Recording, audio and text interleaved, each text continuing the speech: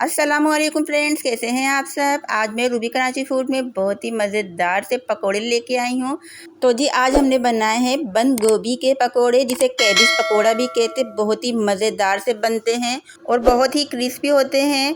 बंद गोभी वैसे भी हमारी सेहत के लिए बहुत अच्छा होता है। बंद गोभी की सलाद हमने खानी चाहिए, तो हमने सोचा क्यों ना आज हम बंद गोभी के ही पकोड़े बना लें, जो कि बहुत ही मज़ेदार और क्रिस्पी बने थे। चलिए करते हैं अब हम इस रेसिपी को स्टार्ट। ये देखिए हमने इस तरह की बंद गोभी ली है। इसको हमने बारीक बारीक लच्छे की तरह काट लिया है।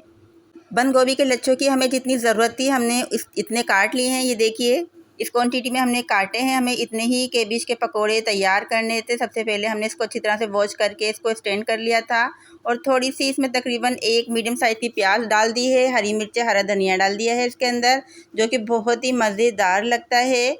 कॉर्नफ्लोर डाल दिया है तकरीबन 1 टेबल स्पून हमने इसमें, और इसके बाद इसमें नमक ऐड किया है हस्बे ज़रूरत। चिली फ्लेक्स कुटी हुई मिर्चों को ऐड कर दिया है, जितनी आप चाहें उसके हिसाब से कर सकते हैं ऐड इसमें। और हमने इसके बाद इसमें लाल पिसी हुई मिर्चें ऐड कर दी हैं। अब सबसे लास्ट में हम इसमें बेसन ऐड करेंगे। बेसन के हमने देखिए तकरीबन 4 से 5 टेबल स्पून हमने ऐड किए हैं। और इसके बाद हम चेक करेंगे जब हम इसको मिक्स करेंगे और थोड़ा सा पानी डाल के इसके पकोड़े का बैटर तैयार करेंगे। अगर हमें कम लगेगा तो हम दोबारा इसमें डालेंगे। अभी हमने इसकी कर देनी है अच्छी तरह से मिक्सिंग, और थोड़ा थोड़ा पानी करके हमने इसको पकोड़ों का बैटर तैयार कर लेना है, ताकि अच्छा से थिक सा हमारा ये बैटर तैयार हो जाए, मिक्सिंग हो जाए अच्छे से। ये देखिए थोड़ा थोड़ा सा हम पानी इसमें डाल रहे हैं। पानी हमने इसमें ज़्यादा नहीं डालना, क्योंकि हमने इसको बिल्कुल दरदरा सा ही बनाना है। पकोड़ों के इस मसाले की मिक्सिंग हमेशा हाथ से ही करनी चाहिए, ताकि अच्छे से बेसन इसमें चिपक जाए। और हमें चम्मच का इस्तेमाल बिल्कुल भी नहीं करना चाहिए, क्योंकि मिक्सिंग अच्छे से नहीं होती है। हाथ से ही मिक्सिंग अच्छी होती है और हाथ से ही अच्छे से इसका मसाला तैयार होता है। देखिए कितने अच्छे से मसाला तैयार होने लगा है, और अभी हमें किसी भी किस्म के बेसन की ज़रूरत नहीं पड़ी है। हमने इसमें ऊपर से कोई बेसन ऐड नहीं किया है। जो हमने 4 से 5 टेबल स्पून ऐड किया था, सेम वही हमने इसमें ऐड किया था। बाकी इसमें कुछ भी ऐड नहीं किया। देखिए कितने अच्छे से मसाला तैयार हो गया है। और हमने कढ़ाई में रख दिया है तेल गरम होने के लिए, लो टू मीडियम फ्लेम पर। ये देखिए अब हमने इसको पकोड़ों की शेप दे देनी है। थोड़ा थोड़ा बैटर लेके उसमें से इसमें डालते रहना है, जितने बड़े हमने पकोड़े तैयार करने हैं।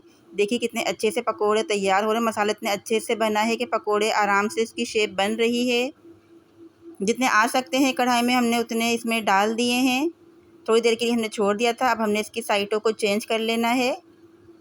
देखिए कितने अच्छा सा कलर आ रहा है। अभी हमने इसको डार्क कलर देना है, और बिल्कुल जो पकोड़े की जो शेप होती है उस तरह के ही ये पकोड़े बने हैं। और कलर भी हमने बिल्कुल पकोड़ों की तरह ही इसमें देना है। बहुत ही मज़ेदार से ये पकोड़े बनते हैं। एक बार ट्राई ज़रूर कीजिएगा इन पकोड़ों को, बहुत ही मज़ा आता है ये पकोड़े खाने के बाद। बंद गोभी का जो हमने लच्छा काटा था बिल्कुल सेम वैसा ही लच्छा है। बिल्कुल भी हमने लच्छे को तोड़ा नहीं है। देखिए कितने मज़े के हमारे पकोड़े तैयार हो रहे हैं, और देखिए कितना प्यारा सा इसमें कलर आ गया है। अब तैयार है हमारे पकोड़े। फटाफट से हमने निकाल लेने हैं, वरना जल जाएंगे। ये जल जाएंगे तो बिल्कुल भी अच्छे नहीं लगेंगे। अंदर तक बहुत अच्छी तरह से फ्राई हो गए हैं। ये देखिए माशाल्लाह कितने प्यारे लग रहे हैं हमारे कैबिज पकौड़ा।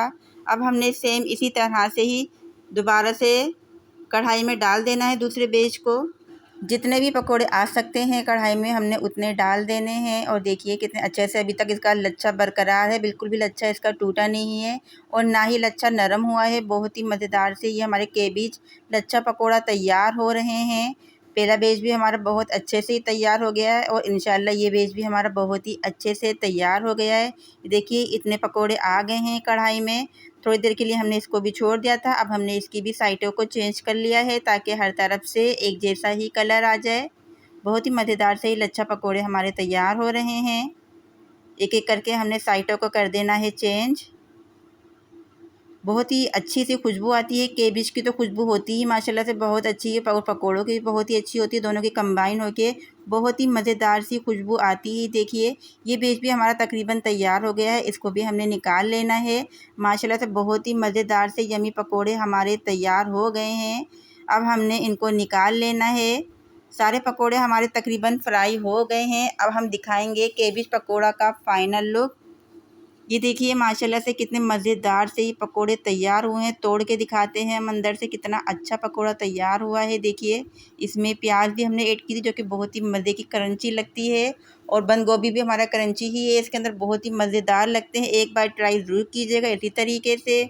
बहुत ही मज़े के लगते हैं ये, क्योंकि अंदर से होते हैं सॉफ्ट और बाहर से होते हैं क्रिस्पी, इसीलिए बहुत ही मज़े के और बिल्कुल अलग पकोड़े लगते हैं। अगर आपको केबिज पकोड़ा की रेसिपी अच्छी लगी है, आप हमारे चैनल पे न्यू हैं, तो मेरे चैनल को ज़रूर सब्सक्राइब कीजिए, लाइक कीजिए, फ्रेंड्स में शेयर कीजिए।